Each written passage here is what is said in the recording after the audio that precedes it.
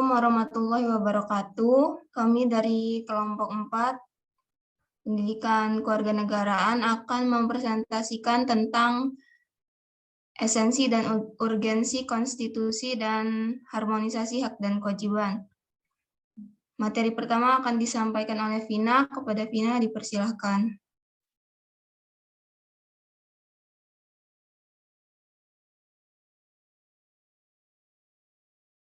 Baik, terima kasih moderator. Perkenalkan, nama saya Vina Endriani, NPM 2151011013. Di sini saya akan menyampaikan mengenai esensi dan urgensi konstitusi Indonesia. Yang pertama, pengertian. Konstitusi, bahasa Latin, constituante, atau Undang-Undang Dasar atau disingkat UUD dalam negara adalah sebuah norma sistem politik dan hukum pembentukan pada pemerintahan negara. Biasanya dikodifikasikan sebagai dokumen tertulis. Hukum ini tidak mengatur hal-hal yang terperinci, melainkan hanya menjabarkan prinsip-prinsip yang menjadi dasar bagi peraturan-peraturan lainnya. Konstitusi pada umumnya bersifat kodifikasi, yaitu sebuah dokumen yang berisi aturan-aturan untuk menjalankan suatu organisasi pemerintahan negara. Konstitusi bagi organisasi pemerintahan negara yang dimaksud terdapat beragam bentuk dan kompleksitas strukturnya, terdapat pula konstitusi politik atau hukum, akan tetapi mengandung pula arti konstitusi ekonomi. Yang pertama, konstitusi dalam kehidupan berbangsa negara Indonesia. 1. Konstitusi merupakan peraturan baik tertulis maupun tidak tertulis yang menentukan bagaimana lembaga negara dibentuk dan dijalankan. Kedua, memiliki muatan materi tentang organisasi negara, HAM, prosedur, mengubah undang-undang, dasar, dan banyak lagi. 3. Dalam perkembangannya, tuntutan perubahan UUD NRI 1945 menjadi kebutuhan bersama bangsa Indonesia. Yang keempat, dasar pemikiran perubahan Undang-Undang Dasar Negara Republik Indonesia tahun 1945 ialah kekuasaan tertinggi di tangan MPR. Yang kelima, Undang-Undang Dasar Negara Republik Indonesia 1945 menepati urutan tertinggi di hukum Indonesia. Yang kedua, perlunya konstitusi dalam kehidupan berbangsa negara Indonesia. Syarat terbentuknya suatu negara yaitu setiap negara harus memiliki konstitusi. Tanpa adanya konstitusi negara tersebut, tidak mungkin terbentuk dalam suatu ketatanegaraan konstitusi. Merupakan hal pokok yang harus terpenuhi dan tidak dapat terpisahkan. Beberapa unsur berdirinya suatu negara, yakni adanya pemerintahan yang berkedaulatan, memiliki wilayah, rakyat, pengakuan dari negara lain. Namun keempat unsur tersebut belum menjamin bahwa suatu negara apakah dapat menjalankan fungsi kenegaraannya dengan baik apabila negara tersebut belum memiliki konstitusi. Yang ketiga, dinamika konstitusi yang terjadi di Indonesia. Konstitusi Undang-Undang Dasar Negara Republik Indonesia tahun 1945 pada masa kemerdekaan.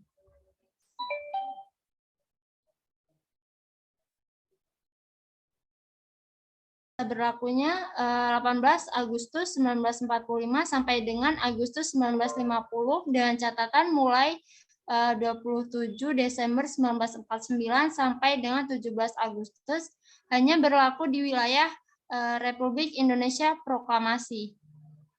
Lalu Konstitusi RIS atau Republik Indonesia Serikat 1949.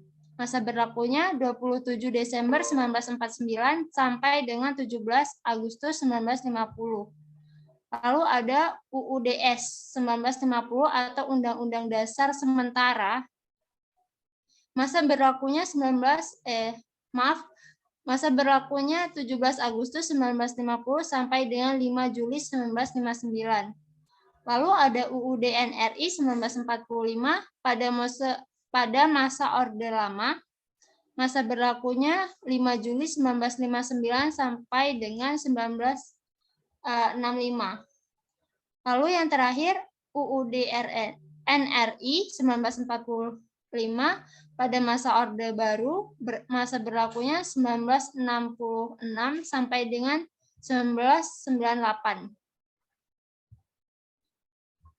Yang keempat, membangun argumen tentang dinamika dan tantangan konstitusi dalam kehidupan berbangsa Indonesia. Dari awal era reformasi tahun 1988, mulailah muncul berbagai tuntutan reformasi di masyarakat, seperti mengamandemenkan Undang-Undang Dasar Negara Republik Indonesia 1945, lalu menghapus doktrin dwifungsi Angkatan Bersenjata Republik Indonesia, menegakkan supremasi hukum, penghormatan hak asasi manusia atau HAM, serta pemberantasan korupsi, kolusi, dan nepotisme atau KKN, melakukan desentralisasi dan hubungan yang adil antara pusat dan daerah, mewujudkan kebebasan pers, mewujudkan kehidupan demokrasi.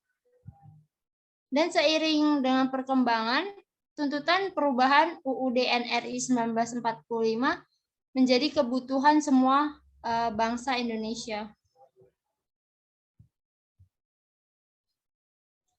Perubahan tersebut tentunya memiliki latar belakang serta tujuan yang jelas, yakni sebagai berikut. Latar belakang, yang pertama, kekuasaan tertinggi di tangan MPR. Yang kedua, kekuasaan yang sangat besar pada presiden. Ketiga, pasal-pasal yang berlaku masih multitafsir. Yang keempat, kewenangan pada presiden untuk mengatur hal-hal penting dalam undang-undang.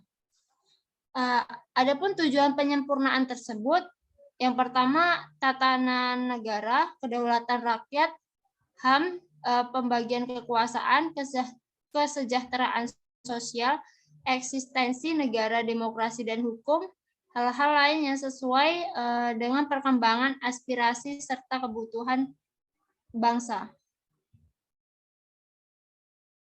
Melihat hal tersebut, MPR melakukan perubahan secara bertahap dan sistematis dalam 4 kali perubahan, yaitu yang pertama, perubahan pertama pada Sidang Umum MPR 1999, perubahan kedua, Sidang Tahunan MPR 2000, perubahan ketiga, Sidang Tahunan MPR 2001, perubahan keempat, Sidang Tahunan MPR 2002. Yang kelima, mendeskripsikan esensi dan urgensi konstitusi kehidupan berbangsa negara. Konstitusi adalah seperangkat aturan atau hukum yang berisi ketentuan tentang bagaimana pemerintah diatur dan dijalankan. Konstitusi berfungsi sebagai landasan konstitusionalisme, yaitu landasan berdasarkan konstitusi, baik konstitusi dalam arti luas maupun konstitusi dalam arti sempit. Konstitusi berfungsi untuk membatasi kekuasaan pemerintah sedemikian rupa sehingga penyelenggaraan kekuasaan tidak bersifat sewenang-wenang, dengan harapan segala hak-hak warga negara terlindungi.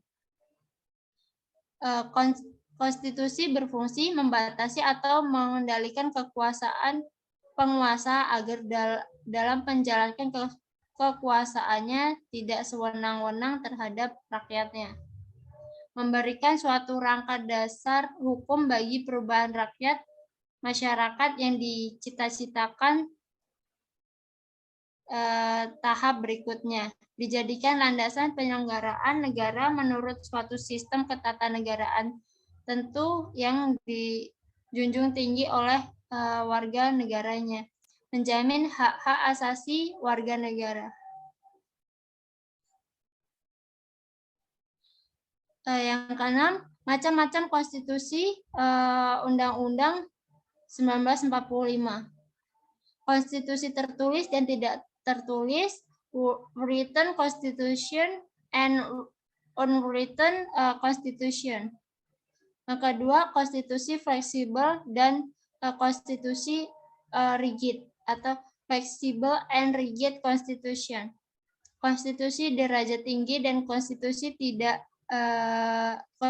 derajat tidak tinggi.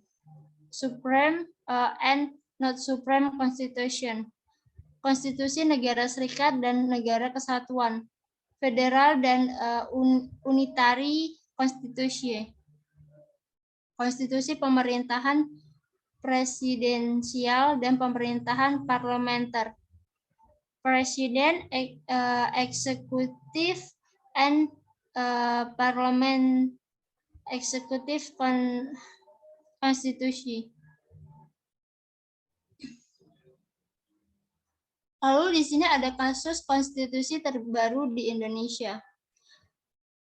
Alasan MK menolak permohonan perpanjang batas usia pensiun TNI. Nah, sumber di atas, di bawah. Permohonan perpanjang batas usia pensiun TNI itu diajukan oleh pensiun TNI, Equus Kurniasi, serta 5 pemohon lainnya. Dalam gugatan tersebut, para pemohon mengajukan batas usia pensiun prajurit perwira paling tinggi 58 tahun, serta bintara dan tamtama 53 tahun, sehingga sama dengan ketentuan usia pensiun anggota Polri.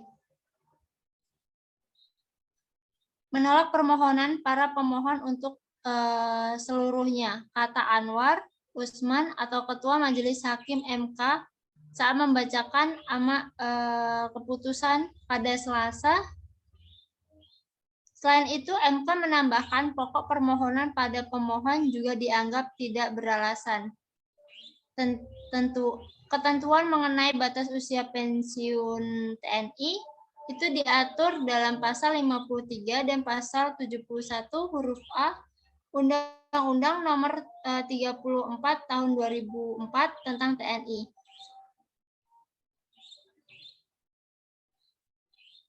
Adapun anggota Polri pensiun pada usia 58 tahun, akan tetapi anggota polisi yang mempunyai keahlian khusus dan sangat dibutuhkan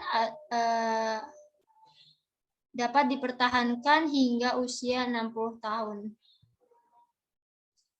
Dalam putusan perkara nomor 62 garis miring PUU strip 2021 ini terdapat 4 hakim konstitusi yang mempunyai pendapat berbeda atas keputusan tersebut.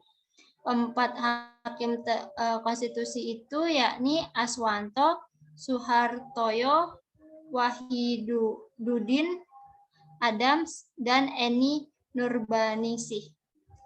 Lalu analisis kasusnya, anggota TNI yang sudah pensiun tidak bisa mengajukan permohonan tersebut karena batas usia TNI sudah diatur dalam pasal sehingga tidak bisa diubah begitu saja, apalagi dengan alasan perubahan yang tidak ada alasan kuat. Ini sumber dari materi yang saya sampaikan.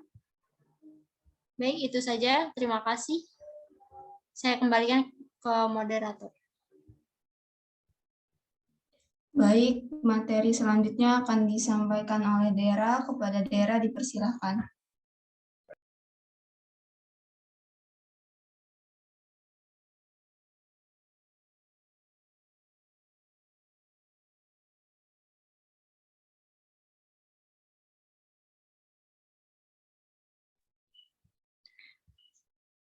Esensi dan urgensi Konstitusi Indonesia.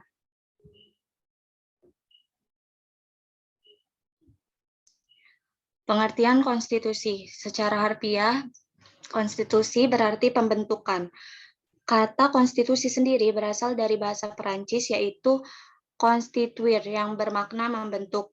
Sedangkan secara terminologis, konstitusi adalah segala ketentuan dan aturan tertentu ketatanegaraan, undang-undang dasar, dan lain sebagainya.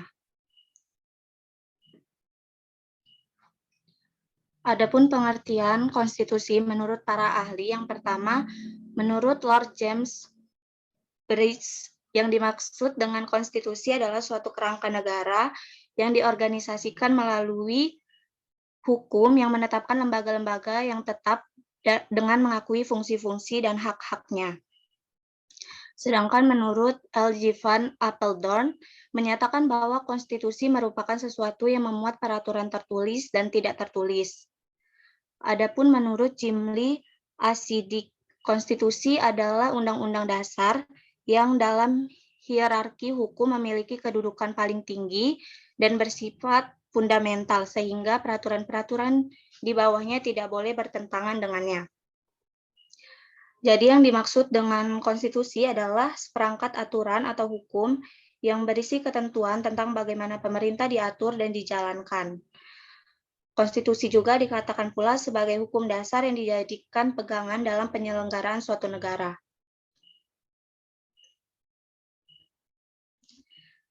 Kemudian fungsi dari konstitusi sendiri yaitu satu, konstitusi berfungsi sebagai landasan konstitusionalisme. Yang kedua, konstitusi berfungsi untuk membatasi kekuasaan pemerintah sedemikian rupa sehingga penyelenggaraan kekuasaan tidak bersifat sewenang-wenang.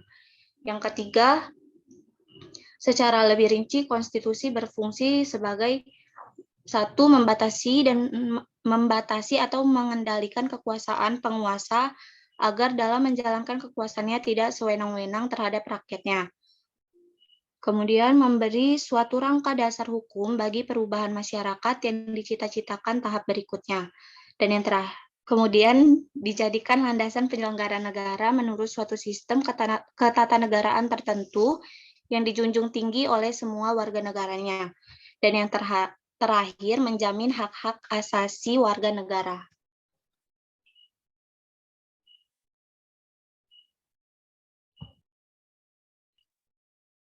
Hal-hal yang dimuat dalam konstitusi atau undang-undang dasar. Pertama, organisasi negara, misalnya pembagian kekuasaan antara badan legislatif, eksekutif, dan yudikatif. Kemudian, hak-hak asasi manusia dalam Undang-Undang Dasar Negara Republik Indonesia tahun 1945. Misalnya diatur secara khusus dalam bab 10A, pasal 28A sampai pasal 28J. Yang ketiga, prosedur mengubah Undang-Undang Dasar. Dalam Undang-Undang Dasar Negara Republik Indonesia tahun 1945, misalnya diatur secara khusus dalam bab 16 pasal 37 tentang perubahan Undang-Undang Dasar. Kemudian ada kalanya memuat larangan untuk mengubah sifat tertentu dari Undang-Undang Dasar. Terus yang terakhir memuat cita-cita rakyat dan asas-asas ideologi negara.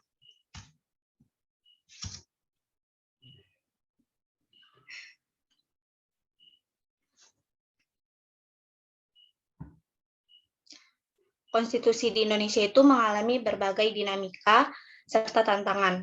Yang pertama, konstitusi Undang-Undang Negara Republik Indonesia tahun 1945 masa kemerdekaan.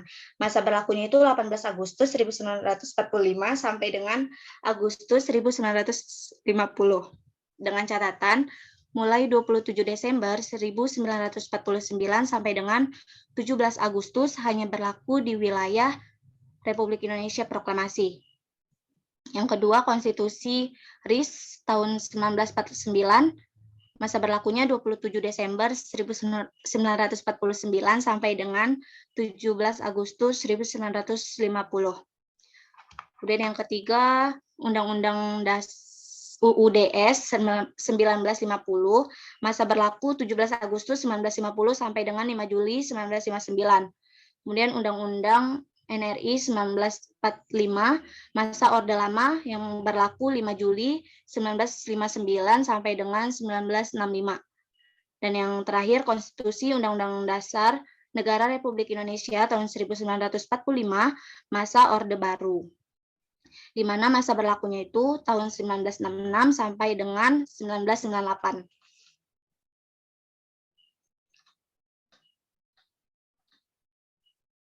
Adapun esensi dan urgensi dari konstitusi di Indonesia, satu, peran konstitusi dalam kehidupan berbangsa dan bernegara. Keberadaan konstitusi ini dalam kehidupan ketatanegaraan suatu negara merupakan sesuatu yang sangat krusial dan utama. Karena tanpa konstitusi itu tidak menutup kemungkinan suatu negara tidak akan terbentuk. Yang kedua, konstitusi menjadi suatu yang urgent dalam tatanan kehidupan ketatanegaraan, karena konstitusi merupakan sekumpulan aturan yang mengatur organisasi negara, sehingga hubungan antara negara dan warga negara saling menyesuaikan diri dan saling bekerja sama. Yang ketiga, konstitusi atau undang-undang dasar merupakan suatu hal yang sangat penting sebagai pemberi pegangan dan pemberi batas, sekaligus dipakai sebagai pegangan dalam mengatur bagaimana kekuasaan negara harus dijalankan. Dan yang terakhir, selain sebagai pembatas kekuasaan, konstitusi juga digunakan sebagai alat untuk menjamin hak-hak warga negara. Hak tersebut mencangkup hak-hak asasi seperti hak untuk hidup, kesejahteraan hidup, dan hak kebebasan.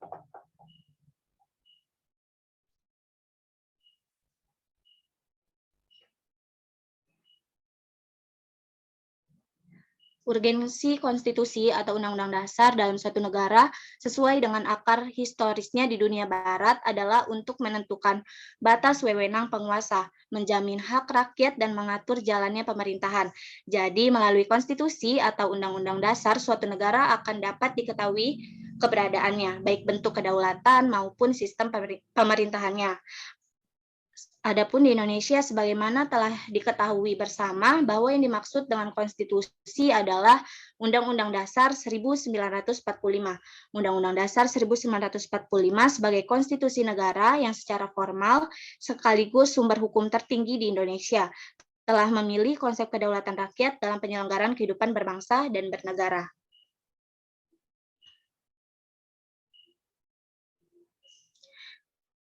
Di sini saya mengangkat studi kasus di mana terdapat kasus terbaru mengenai pilkada serentak dan pelanggaran konstitusi pengangkatan pejabat kepala daerah. Pilkada serentak dianggap melanggar konstitusi, yang mana dalam kasus ini secara serentak memiliki arti pemilihan kepala daerah pilkada yang jatuh tempo pada tahun yang sama akan dilaksanakan secara bersamaan. Bukan pilkada yang jatuh tempo dari berbagai macam waktu, tahun, disatukan menjadi serentak. Hal inilah yang bertentangan dengan pasal 3 Perpu Peraturan Pemerintah Pengganti Undang-Undang 1 tahun 2014 yang disahkan dengan Undang-Undang pasal 1 tahun 2015 menyatakan pemilihan kepala daerah dilaksanakan setiap 5 tahun sekali secara serentak di seluruh wilayah negara Kesatuan Republik Indonesia.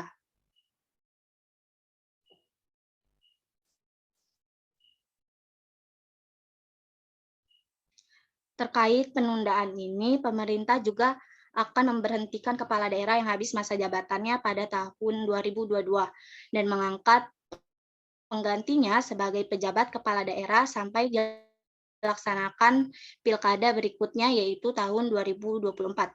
Hal ini juga jelas bertentangan dengan konstitusi, karena menurut pasal 18 ayat 4 Undang-Undang Dasar, kepala daerah harus dipilih secara demokratis, artinya pemilihan secara langsung oleh rakyat.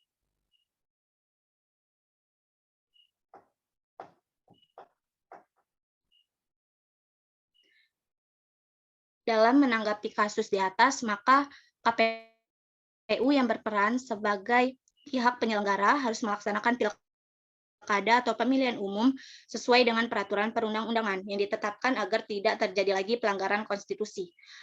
Pelaksanaan pilkada yang tidak sesuai dengan peraturan-peraturan sebagaimana kasus tersebut juga berarti bertentangan dengan konstitusi, maka wajib dibatalkan.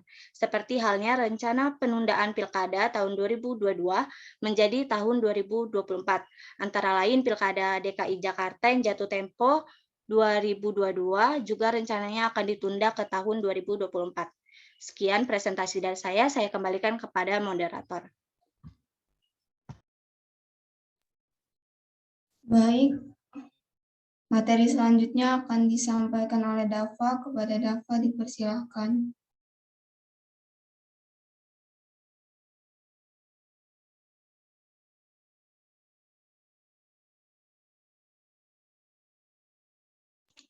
Baik, terima kasih moderator. Jadi di sini saya akan menyampaikan materi mengenai esensi dan urgensi konstitusi di Indonesia.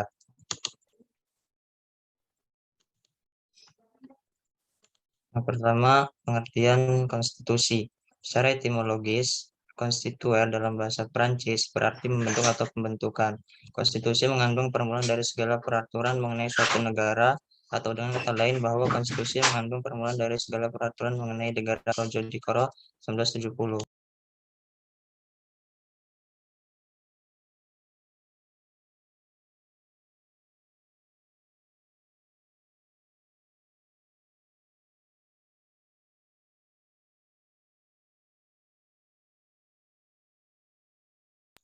Dalam arti sempit, konstitusi merupakan seperangkat dokumen yang berisi aturan-aturan dasar atau untuk menyelenggarakan negara. Sedangkan dalam arti luas, konstitusi merupakan peraturan, baik tertulis maupun tidak tertulis, yang menentukan bagaimana lembaga negara dibentuk dan dijalankan.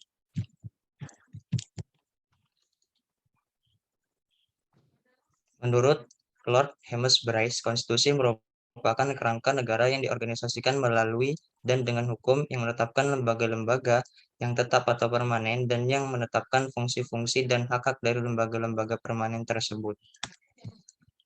Lalu menurut C.F. Strong, konstitusi itu merupakan satu kumpulan asas-asas mengenai kekuasaan pemerintah, hak-hak yang diperintah, dan hubungan antara keduanya, pemerintah dan yang diperintah, dalam konteks hak-hak asasi manusia. Fungsi konstitusi. 1. Konstitusi berfungsi membatasi kekuasaan pemerintahan agar tidak terjadi kesewenang-wenangan yang dapat dilakukan oleh pemerintah, sehingga hak-hak bagi warga negara dapat terlindungi dan tersalurkan. 2. Konstitusi berfungsi sebagai piagam kelahiran suatu negara. 3. Fungsi konstitusi sebagai hukum tertinggi di suatu negara. 4. Konstitusi sebagai alat pembentuk kekuasaan. 5. Konstitusi berfungsi sebagai identitas nasional dan lambang. 6. Konstitusi berfungsi sebagai pelindung dan penjamin hak asasi manusia dan hak-hak warga negara. Tujuan konstitusi. 1. Konstitusi bertujuan untuk memberikan pembatasan sekaligus pengawasan terhadap kekuasaan politik. Hal ini bertujuan agar penguasa yang ada tidak melakukan tindakan yang menyengsarakan rakyat. Kedua, konstitusi bertujuan untuk melepaskan kontrol kekuasaan dari penguasaan sendiri. Bisa juga konstitusi diharapkan mampu untuk melindungi hak asasi manusia atau HAM sebagai setiap warga negara. 3. Konstitusi bertujuan memberikan batasan-batasan ketetapan bagi para penguasa dalam menjalankan kekuasaannya. Nilai-nilai konstitusi. 1. Nilai normatif. Konstitusi yang resmi diterima oleh suatu bangsa, dan bagi mereka konstitusi itu tidak hanya berlaku dalam arti hukum legal. Yang kedua, nilai semantik. Artinya suatu konstitusi yang berlaku hanya untuk kepentingan penguasa saja sebagai alat mobilisasi kekuasaan. Yang ketiga, nilai nominal, atau artinya suatu konstitusi yang menurut hukum tetaplah berlaku, tapi tidak sempurna karena ada pasal yang tidak berlaku. Jenis-jenis konstitusi. Di Indonesia ada dua jenis konstitusi, yaitu konstitusi tertulis dan konstitusi tidak tertulis.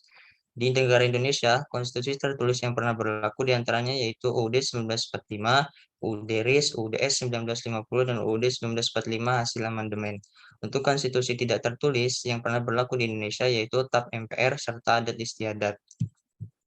Lalu ini ada data urutan perundang-undangan menurut UU nomor 10 tahun 2004 dan UU nomor 12 tahun 2011, di mana UUD 1945 sebagai peraturan tertinggi di setiap UU di tahun 2004 atau 2011, dan di paling rendah di tahun 2004 itu adalah Perda, serta di tahun 2011 yang paling rendah itu adalah Perda kabupaten atau kota.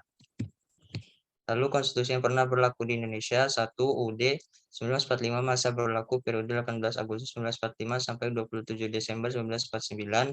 Kedua, UUD RIS masa berlaku periode 27 Desember 1949 sampai 17 Agustus 1950. 3. UUD 1950 masa berlaku periode 17 Agustus 1950 sampai 5 Juli 1959. 4. UUD 1945 masa berlaku periode 5 Juli 1959 sampai 19 Oktober 1999.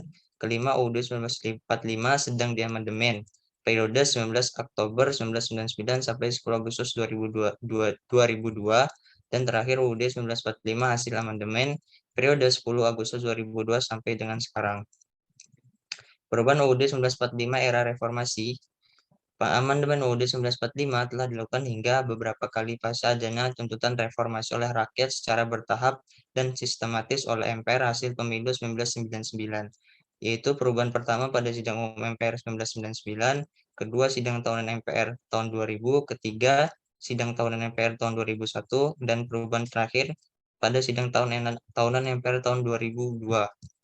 Dasar hukum perubahan UUD 1945 adalah pasal 3 dan pasal 37 UUD 1945 yang dilakukan oleh MPR. Sesuai dengan kewenangannya, dalam melakukan perubahan UUD 1945, MPR menetapkan 5 kesepakatan, yaitu 1. Tidak mengubah pembukaan UUD NRI 1945, 2. Tetap mempertahankan Negara Kesatuan Republik Indonesia, ketiga. Mempertegas sistem pemerintahan presidensial, keempat. Penjelasan UUD Negara Republik Indonesia tahun 1945 yang membuat hal-hal normatif akan dimasukkan ke dalam pasal-pasal atau batang tubuh. Dan yang terakhir, melakukan perubahan dengan cara adendum. Perbedaan UUD 1945 sebelum dan setelah amandemen. Sebelum perubahan UUD, bab itu sebanyak 16, pasal 37, ayat sebanyak 49, dan peraturan perayaan sebanyak 4 pasal, dan aturan tambahan sebanyak 2 ayat.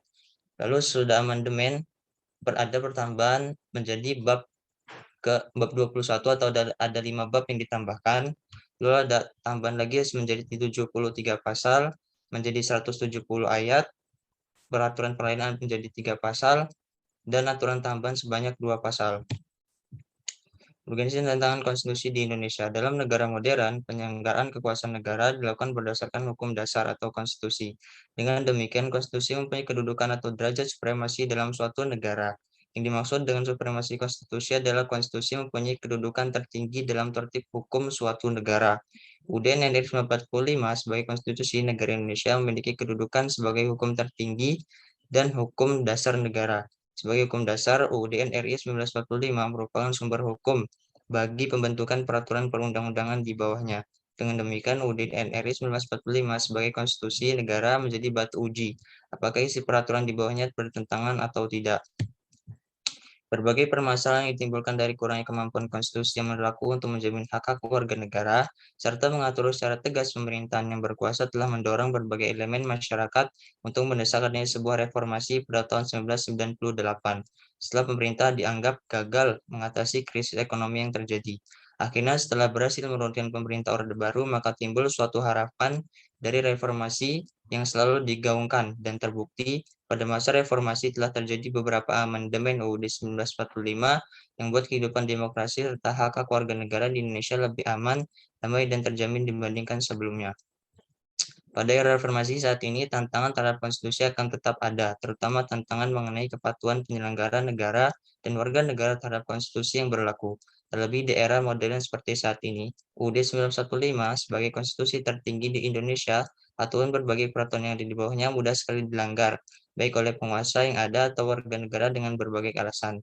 Tentunya hal ini adalah suatu tantangan bagi kita untuk terus bisa menjaga konstitusi yang berlaku dan senantiasa mentaati setiap peraturan yang ada di Indonesia. Jadi kasus mengenai adanya perbandingan perlakuan hukum antara rakyat biasa dan juga seorang pejabat. Di sebelah kiri ada kasus Nenek Asyani yang dinyatakan bersalah karena mencuri beberapa kayu dari perhutani Sidoarjo, dan kasus kedua ialah kasus tuntutan Juliari Batubara yang melakukan korupsi bansos. Nenek Asyani divonis bersalah karena dia mencuri 38 batang kayu jati milik perhutani Situbondo, Jawa Timur. Yang dinyatakan bersalah oleh Pengadilan Negeri Situbondo, Nenek Asyani dijatuhi hukuman penjara 1 tahun dengan masa percobaan 15 bulan.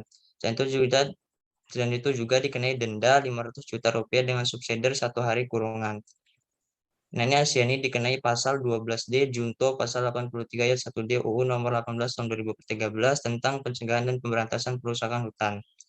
Padahal sebelumnya Nenek Asyani juga telah menyatakan itu secara langsung di hadapan majelis hakim karena dia merasa tidak mencuri kayu tersebut. Dia merasa bahwa kayu tersebut diambil dari pohon jati di halaman rumahnya Desa Jati Banteng yang merupakan peninggalan suami yang telah meninggal.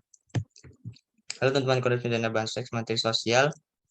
Kasus korupsi dana bansos oleh Menteri Sosial RI Juliari Batubara telah menyakiti perasaan segenap masyarakat Indonesia, terlebih di situasi genting di mana seluruh dunia tengah merasakan kepahitan akibat pandemi COVID-19. Dana bansos yang harus diberikan kepada masyarakat malah dikorupsi. Hal ini memang miris, tapi lebih miris lagi apabila kita menengok tuntutan yang diberikan oleh KPK. Juliari hanya dituntut 11 tahun penjara dan denda 500 juta, subsidi 6 bulan, dengan pidana tambahan uang pengganti sebesar 14,5 miliar. Mengingat tuntutan tersebut semakin menggambarkan keengganan KPK menindak tegas pelaku korupsi. Padahal berdasarkan keterangan Ketua KPK sebelumnya, Firly Bahuri, apabila ada seorang yang berani melakukan korupsi di era pandemi COVID-19, maka KPK tidak akan main-main dan dapat dijatuhi vonis hukuman mati sesuai pasal 2 UU nomor 31 tahun 1999. Tetapi kenyataannya berbanding terbalik dengan tuntutan yang diberikan oleh KPK. Lalu poin-poin kasus, NLC ini menjadi terdakwa atas sebuah permasalahan yang belum jelas kebenarannya. Kasus NLC ini harusnya bisa melalui tahap mediasi terlebih dahulu tanpa harus langsung dibawa ke meja hijau, karena fakta-fakta persidangan jaksa belum sepenuhnya memberikan kepercayaan pada NLC ini untuk melakukan pembelaan. Jadi Batubara merupakan tersangka kasus korupsi bansos yang jelas melanggar konstitusi dan diberikan keringanan hukuman karena suatu alasan yang tidak masuk akal, karena hinaan atau cercaan yang ia terima. Karena pada sejatinya, keringanan hukuman itu bisa diberikan kepada terdakwa apabila terdakwa merupakan seorang yang belum pernah dipenjara, sopan mengakui dan menyesali perbuatannya, menjadi tulang punggung keluarga, berusia lanjut atau sakit, atau belum menikmati perbuatannya dan mengganti kerugian. Begitu cepatnya aparat penegak hukum bahwa kasus NLC naik meja hijau, sementara masih banyak pelaku koruptor yang berada dan bebas, adalah bukti bahwa hukum di negeri ini seperti mesin pembunuh bagi rakyat kecil.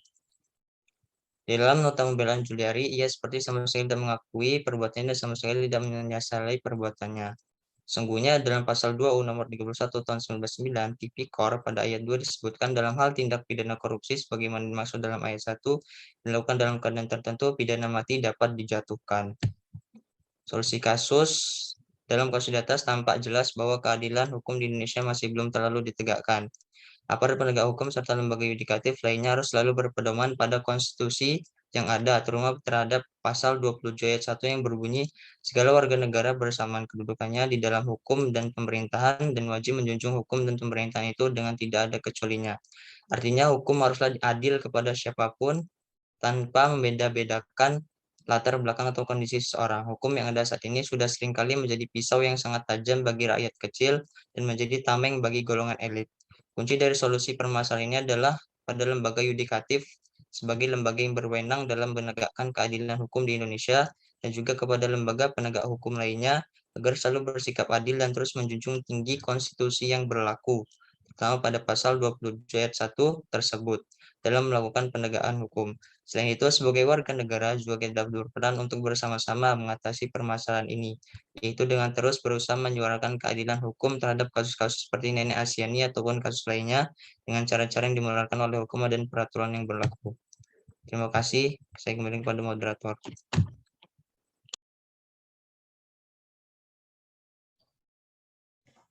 Baik, materi selanjutnya akan disampaikan oleh Meisya. Kepada Meisya dipersilahkan.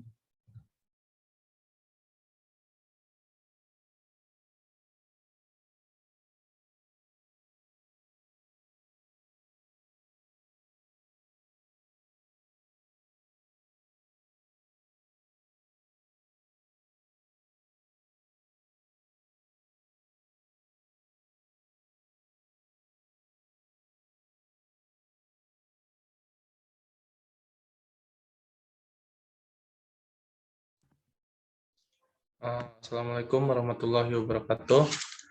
Izin memperkenalkan diri, nama saya Meisya Aditya. Saya akan membahas mengenai esensi dan urgensi harmonisasi hak dan kewajiban warga negara dan negara.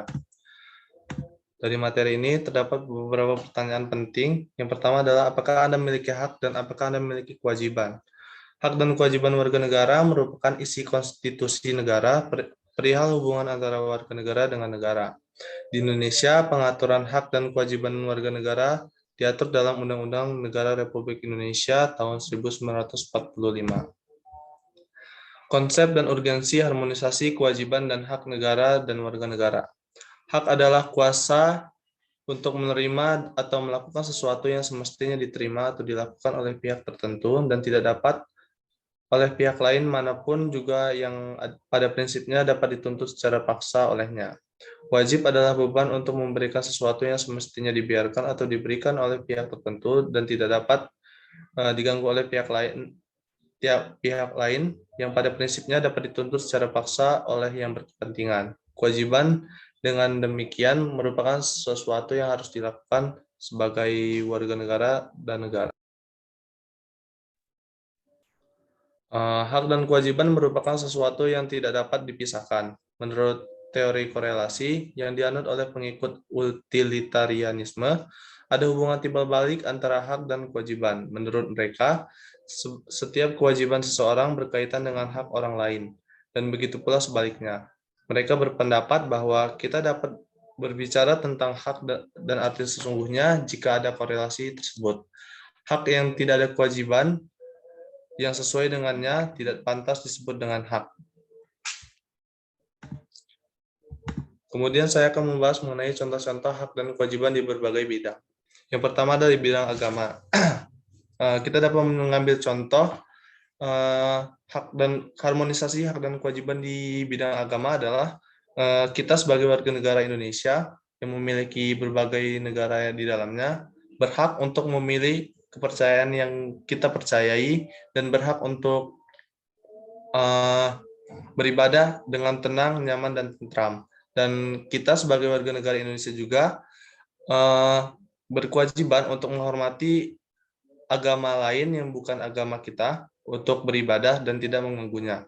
Dari contoh-contoh ini dapat kita lihat bahwa terdapat harmonisasi terhadap hak dan kewajiban, yaitu untuk mendapatkan hak kita, yaitu melaksanakan ibadah sesuai kepercayaan kita dengan aman, nyaman, dan tentram, itu kita juga harus melakukan kewajiban, yaitu menghormati agama lain juga, agar orang agama lain juga mendapatkan haknya sendiri-sendiri.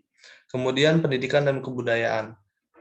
Contohnya adalah kita sebagai warga negara itu berhak mendapatkan pendidikan dari dasar hingga sekolah menengah atas. Dan kita memiliki kewajiban untuk menuntut ilmu sebagai bekal kita di masa depan.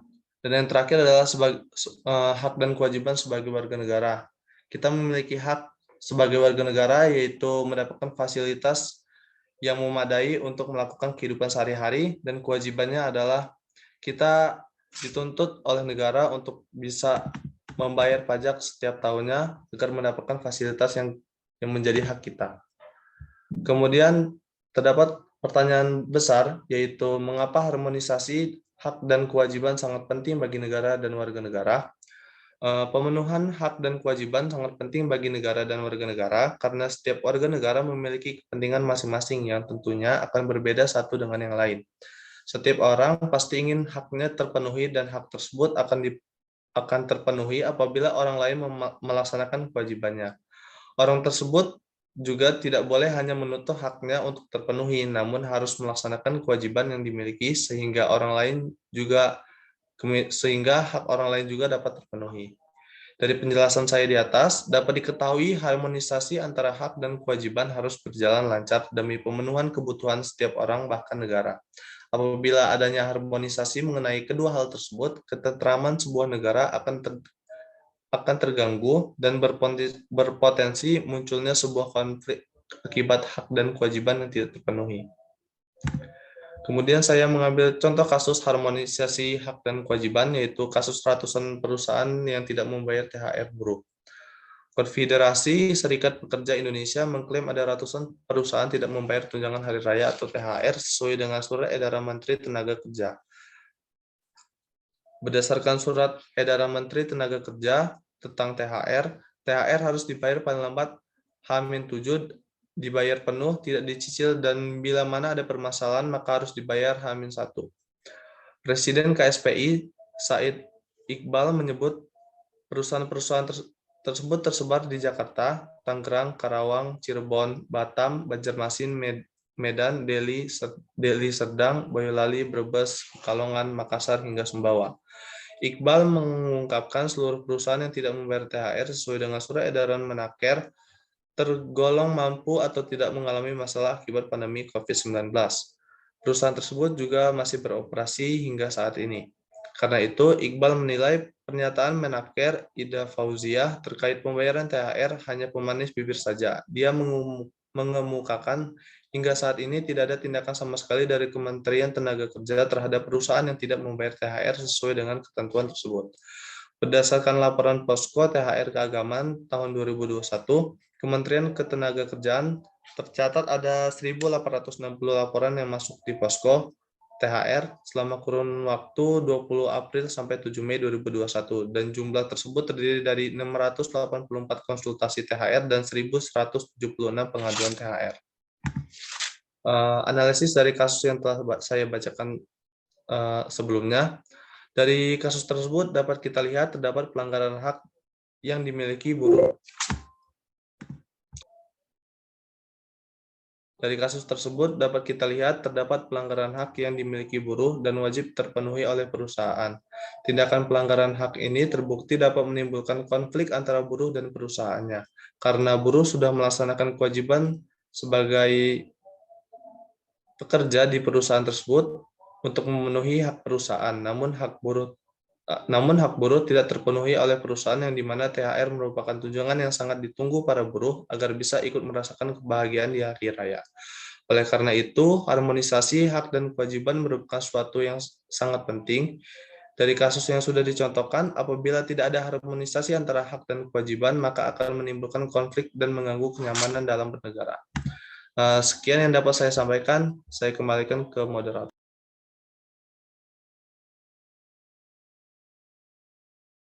Baik, materi selanjutnya akan disampaikan oleh saya sendiri.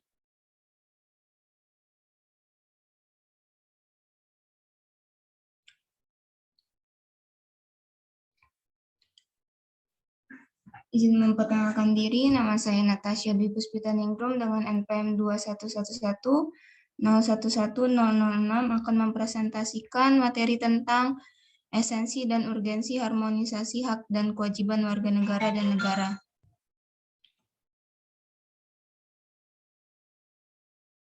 Konsep kewajiban dan hak negara dan warga negara.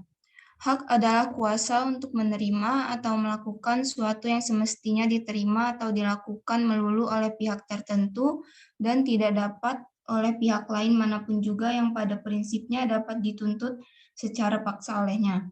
Wajib adalah beban untuk memberikan sesuatu yang semestinya dibiarkan atau diberikan melulu oleh pihak tertentu, tidak dapat oleh pihak lain manapun yang pada prinsipnya dapat dituntut secara paksa oleh yang berkepentingan.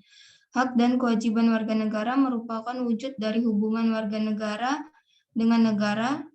Hak dan kewajiban bersifat timbal balik, bahwa warga negara memiliki hak dan kewajiban terhadap negara, sebaliknya pula negara memiliki hak dan kewajiban terhadap warga negara. Hak dan kewajiban warga negara dan negara Indonesia diatur dalam UUD NRI 1945 mulai pasal 27 sampai 34, termasuk di dalamnya ada hak asasi manusia dan kewajiban dasar manusia. Pengaturan akan hak dan kewajiban tersebut bersifat garis besar yang penjabarannya dituangkan dalam suatu undang-undang. Sekalipun aspek kewajiban asasi manusia jumlahnya lebih sedikit jika dibandingkan dengan aspek hak asasi manusia sebagaimana tertuang dalam UUD NRI 1945, namun secara filosofis tetap mengidentifikasikan adanya pandangan bangsa Indonesia bahwa hak asasi tidak dapat berjalan tanpa dibarengi kewajiban asasi. Dalam konteks ini, Indonesia menganut paham harmoni antara kewajiban dan hak, ataupun sebaliknya, harmoni antara hak dan kewajiban. Hak negara. Hak negara itu yang pertama ada menciptakan peraturan dan perundang-undangan yang dapat mewujudkan ketertiban dan keamanan bagi keseluruhan rakyat. Selanjutnya, melakukan monopoli terhadap sumber daya yang menguasai hajat hidup orang banyak dan memaksa setiap warga negara untuk taat pada hukum yang berlaku. Kewajiban negara. Kewajiban negara atau pemerintah sebagaimana yang tersebut dalam tujuan negara dalam pembukaan UUD 1945 dan kewajiban negara menurut undang-undang serta UUD. Yang pertama, mencerdaskan kehidupan bangsa, melindungi segenap bangsa Indonesia dan seluruh tumpah darah Indonesia, ikut melaksanakan ketertiban dunia berdasarkan perdamaian abadi dan keadilan sosial, memajukan kesejahteraan umum, negara menjamin kemerdekaan tiap-tiap penduduk memeluk agama dan kepercayaannya. Kewajiban dan hak negara, pengertian warga negara. Pengertian warga negara menurut pasal 26 ayat 1 ialah orang-orang bangsa Indonesia asli dan orang-orang bangsa lain yang disahkan dengan undang-undang sebagai warga negara. Hak warga negara yang didapatkan dari negaranya yang pertama, kemerdekaan memeluk agama. Ini didasarkan pada pasal 29 ayat 2 yang menyatakan negara menjamin kemerdekaan tiap-tiap penduduk untuk memeluk agama masing-masing dan beribadah menurut agama dan kepercayaan itu. Lalu setiap warga negara berhak atas pekerjaan dan penghidupan yang layak. Ini didasari pada pasal 27 ayat 2 yang menyatakan tiap-tiap warga negara berhak atas pekerjaan dan penghidupan yang layak bagi kemanusiaan. Lalu setiap warga negara berhak memperoleh pendidikan dan pengajaran yang didasari oleh pasal 31 ayat 1 UUD NRI tahun 1945 menetapkan setiap warga negara berhak mendapat pendidikan. Lalu setiap warga negara memiliki kedudukan yang sama dalam hukum dan dalam pemerintahan yang didasari pasal 27 ayat 1 yang menyatakan bahwa segala warga negara bersamaan kedudukannya di dalam hukum dan pemerintahan dan wajib menjunjung hukum dan pemerintahan tanpa terkecuali. Kewajiban warga negara. Yang pertama, kewajiban membayar pajak. Ini berdasarkan pasal 23A yang berbunyi, pajak dan keperluan lain yang bersifat memaksa untuk keperluan negara diatur dalam undang-undang. Lalu ikut serta dalam pembelaan negara yang didasari pada pasal 27 ayat 3 yang berbunyi, setiap warga negara berhak dan wajib ikut serta dalam upaya pembelaan negara.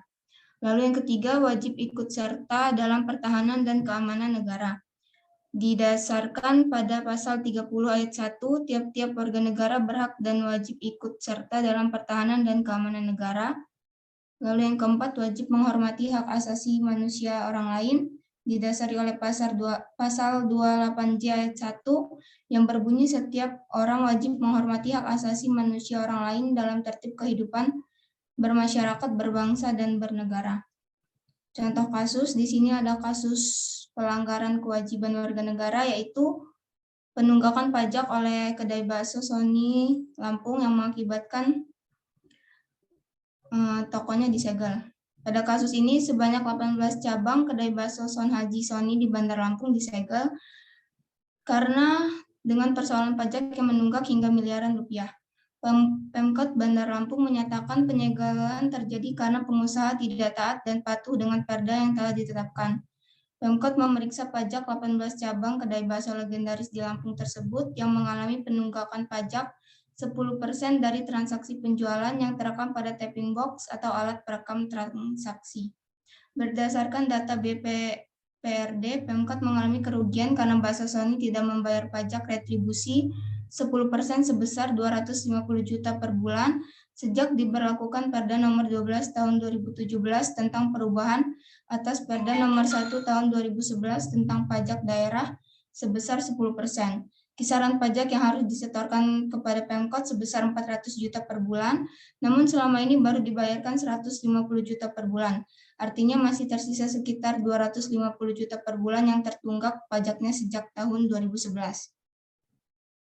Dari contoh penunggakan pajak tersebut dapat ditemukan solusi itu, yaitu dalam mendorong masyarakat menjadi taat pajak, pemerintah melalui Direktorat Jenderal Pajak dan Bea Cukai terus melakukan pendekatan agar masyarakat dan perusahaan lebih terbuka, sehingga dalam pembayaran pajak antara petugas dan wajib pajak lebih baik. Solusi lain adalah dengan memperbaiki pelayanan agar wajib pajak dapat membayar pajak dengan sukarela, memperdalam penegak hukum dalam Undang-Undang Ketentuan Umum dan Tata Cara Perpajakan, dan memperkuat integritas struktur hukum perpajakan. Selain dari cara di atas, pemerintah dapat mengambil tindakan yang tegas bagi siapapun yang tidak membayar pajak dan melakukan penunggakan pajak kepada negara, memberi sanksi yang tegas bagi penunggak pajak seperti denda atas keterlambatan pembayaran pajak agar wajib pajak mendapatkan efek jera dari pelanggaran yang dilakukan. Sekian presentasi materi dari saya. Selanjutnya akan dilanjutkan oleh Nyimas. Kepada Nyimas, dipersilahkan. Baik, terima kasih Natasha.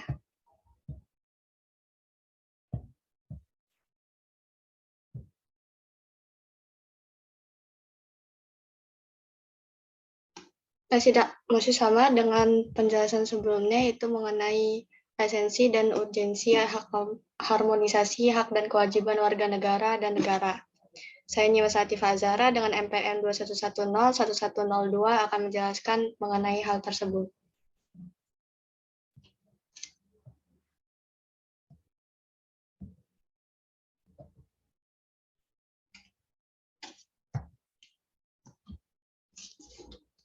Undang-Undang Dasar Negara Republik Indonesia tahun 1945 tidak hanya memuat aturan dasar ihwal, kewajiban, dan hak negara, melainkan juga kewajiban dan hak warga negara.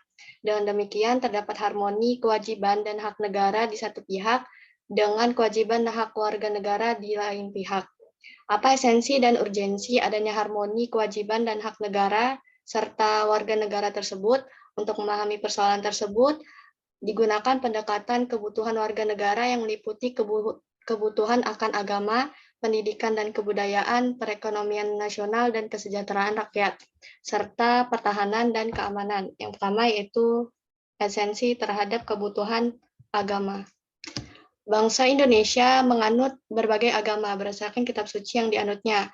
Undang-Undang Dasar 1945 merupakan dokumen hukum yang mewujudkan cita-cita bersama setiap rakyat Indonesia. Dalam hal ini, cita-cita bersama untuk mewujudkan kehidupan beragama, sebagaimana hal tersebut merupakan bagian yang telah diatur dalam Undang-Undang Dasar. Sila ketuhanan yang Maha Esa menjadi basis dari sila-sila Pancasila lainnya. Jadi, pada sila pertama dari Pancasila ini merupakan pandangan dasar dan bersifat primer yang secara substansial menjiwai keseluruhan wawasan kenegaraan bangsa Indonesia. Hal ini juga ditegaskan pada pasal 29 ayat 1 Undang-Undang Dasar Negara Republik Indonesia tahun 1945 bahwa negara berdasar atas ketuhanan yang Maha Esa.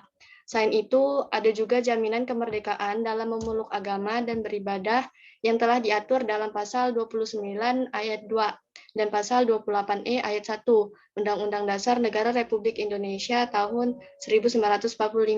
Dalam perubahan Undang-Undang Dasar Negara Republik Indonesia 1945 dilakukan penambahan ketentuan mengenai HAM.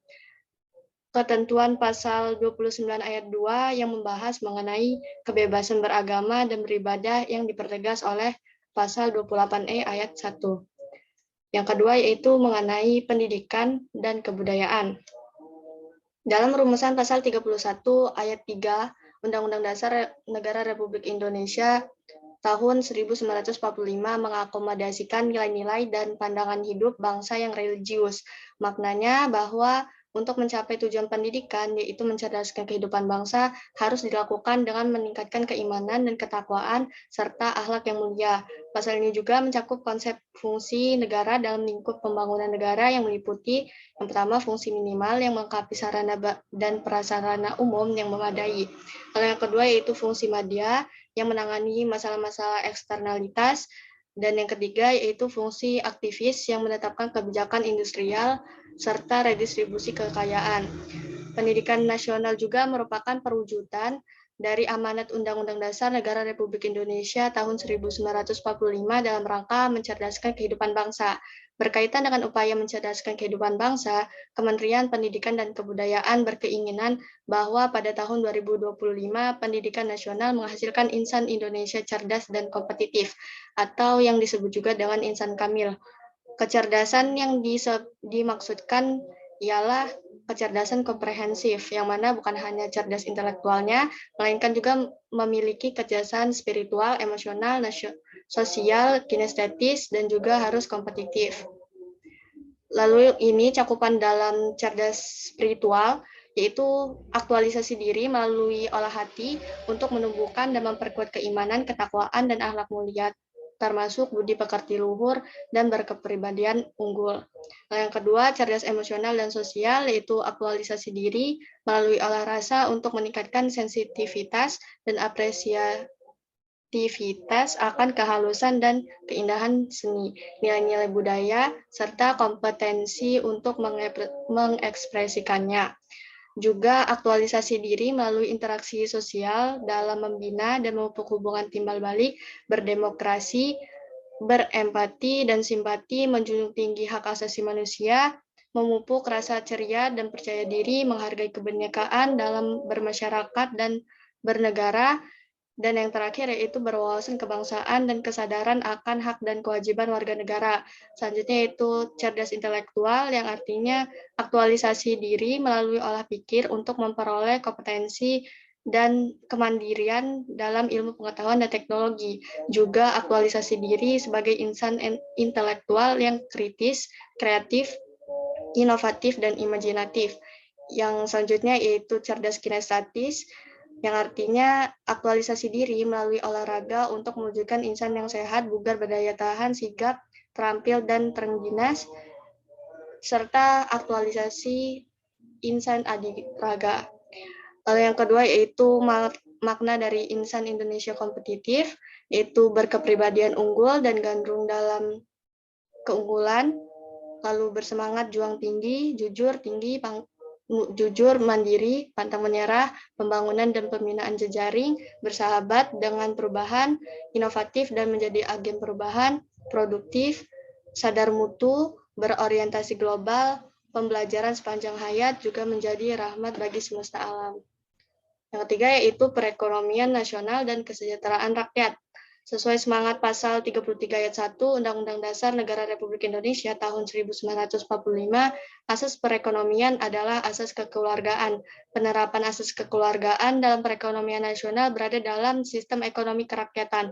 Sedangkan sistem ekonomi kerakyatan yaitu sistem ekonomi nasional yang berasas kekeluargaan, berkedaulatan rakyat, bermoral Pancasila, dan menunjukkan pemihakan sungguh-sungguh kepada ekonomi rakyat. Sistem ekonomi ini juga bertumpu pada kekuatan rakyat yang mana dalam sektor ekonomi, baik sektor produksi, distribusi, dan konsumsi melibatkan banyak orang, serta memberikan manfaat bagi masyarakat luas. Yang terakhir yaitu pertahanan dan juga keamanan.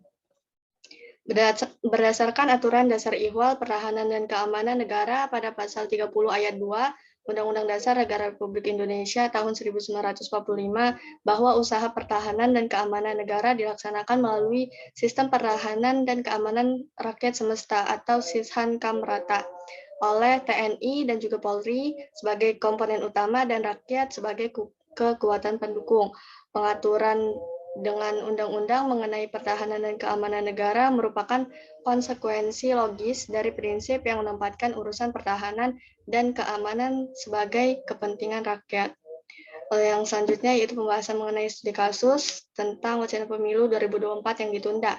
Berbagai lembaga kajian yang tergabung dalam koalisi masyarakat sipil kawal Pemilu 2024 menyatakan alasan pengunduran pemilu 2024 tidak relevan. Salah satu alasannya yaitu pemilu 2024 dikhawatirkan mengganggu stabilitas pemulihan ekonomi, dan mengenai alasan penunda pemilu 2024 yang disebabkan karena kondisi pandemi COVID-19.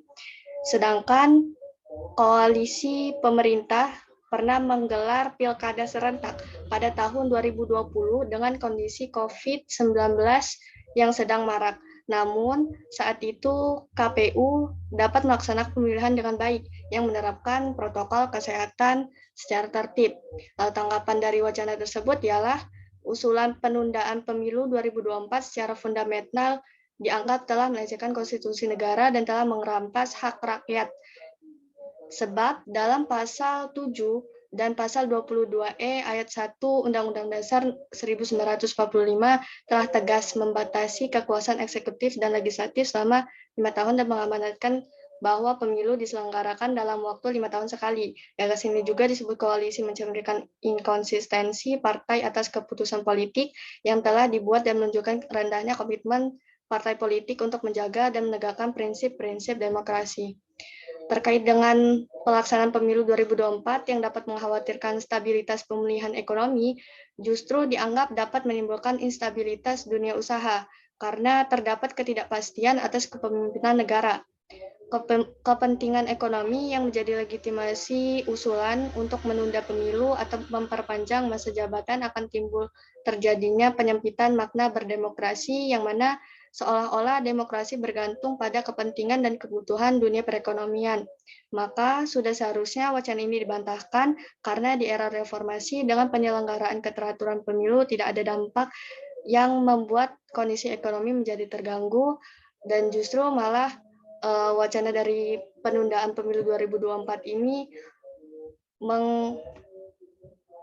mengabaikan nilai-nilai demokrasi dan juga pengabaian terhadap hak-hak rakyat. Sekian dari saya kembalikan kepada moderator.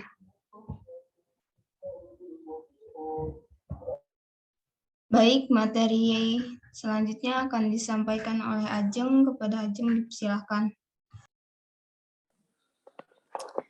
Baik, Assalamualaikum warahmatullahi wabarakatuh.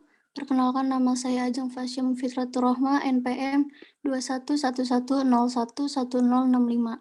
Di sini saya akan membahas tentang harmonisasi hak dan kewajiban warga negara dan negara.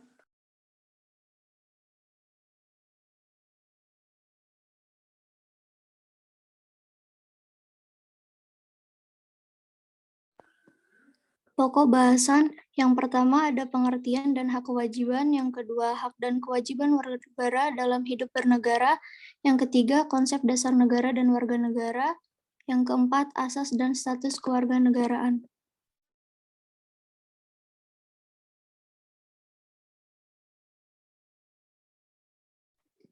Pengertian hak dan kewajiban.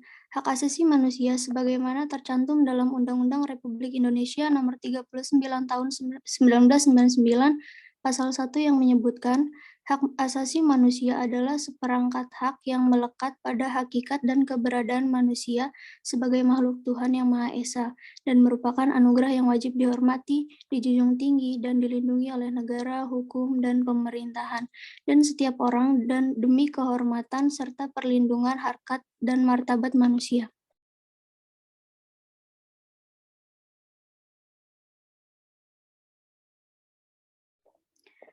Hak dan kewajiban warga negara menurut Undang-Undang 1945. Kewajiban negara yang pertama, melindungi segenap bangsa, memajukan kesejahteraan umum, mencerdaskan kehidupan bangsa, dan ikut melaksanakan ketertiban dunia.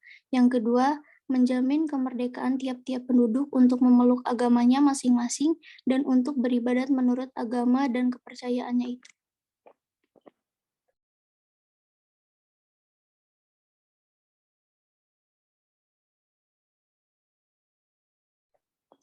Hak warga negara. Yang pertama, berserikat dan berkumpul mengeluarkan pikiran dengan lisan dan tulisan. Yang kedua, hak anak atas kelangsungan hidup, tumbuh, dan berkembang, serta berhak atas perlindungan dari kekerasan dan diskriminasi. Kewajiban warga negara. Menghormati hak asasi manusia, orang lain, dalam tertib kehidupan bermasyarakat, berbangsa, dan bernegara. Ikut serta dalam usaha pertahanan dan keamanan negara.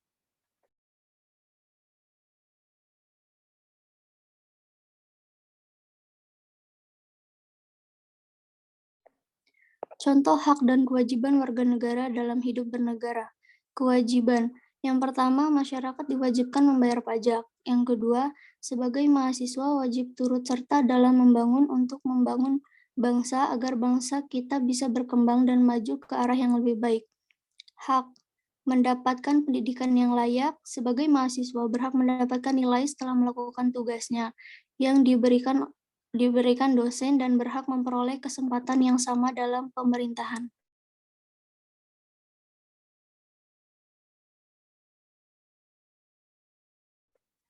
Konsep dasar negara dan warga negara. Negara merupakan wadah yang memungkinkan seseorang dapat mengembangkan bakat dan potensi. Warga negara secara sederhana diartikan sebagai anggota dari suatu negara.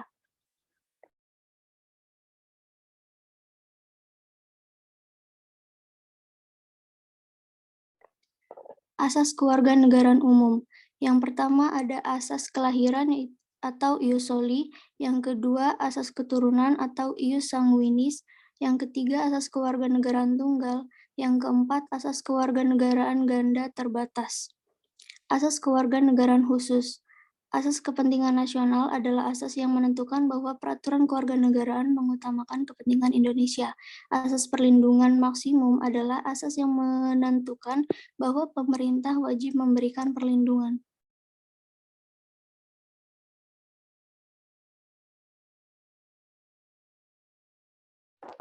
Contoh studi kasus pendidikan di Indonesia yang belum merata. Indonesia merupakan negara berpendidikan, tetapi kondisi pendidikannya masih belum merata. Pendidikan yang belum merata di Indonesia menjadi masalah. Pendidikan merupakan hak bagi setiap warga negara. Faktor yang menyebabkan pendidikan di Indonesia kurang merata adalah kemiskinan, sumber daya manusia, rendahnya kualitas guru, rendahnya prestasi dan sarana dan prasarana sekolah. Daerah di Indonesia yang kualitas pendidikannya kurang ialah Indonesia bagian timur, karena di sana bukan hanya sarana dan prasarananya yang kurang, tetapi tenaga pendidiknya juga kurang, sehingga masih membutuhkan tenaga pendidik dari luar daerah.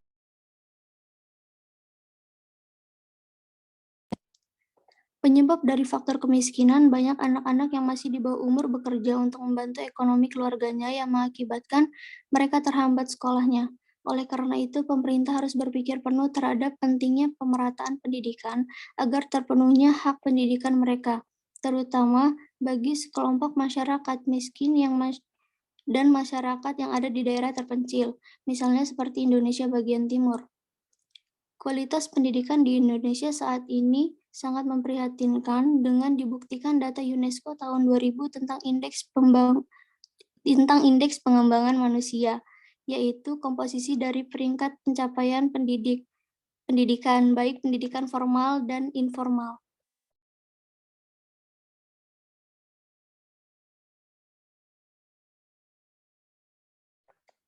Bagaimana agar hak pendidikan dapat dirasakan oleh penduduk Indonesia bagian timur?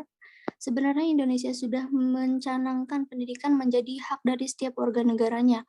Hal ini terlihat jelas dalam bunyi pasal 31 ayat 1 Undang-Undang 1945 menyatakan bahwa setiap warga negara berhak mendapat pendidikan. Akan tetapi faktanya hal itu tidak dirasakan oleh warga bagian timur. Pembangunan gedung sekolah secara merata seperti kita ketahui bersama, saat ini pembangunan gedung sekolah yang selalu diutamakan adalah yang berada di perkotaan. Bangunan gedung sekolahan yang lama dilakukan rehabilitasi sehingga menelan biaya yang besar.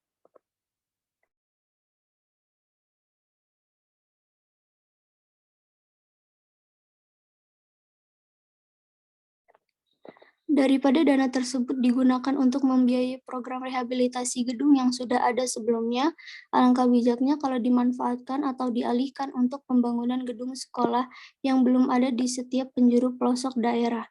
Sudah saatnya pembangunan gedung sekolah dibuat merata tanpa membedakan mana yang berada di kota maupun mana yang berada di desa. Semua memiliki hak dan kesempatan yang sama untuk memperoleh fasilitas gedung sekolah demi kenyamanan dalam belajar dan hak memperoleh pendidikan sebagaimana dijelaskan pada pasal 31 ayat 1 Undang-Undang 1945. Sekian pemaparan materi dari saya. Terima kasih, saya kembalikan kepada moderator. Baik, sekian materi presentasi dari kami. Kurang lebihnya kami mohon maaf. Terima kasih. Wassalamualaikum warahmatullahi wabarakatuh.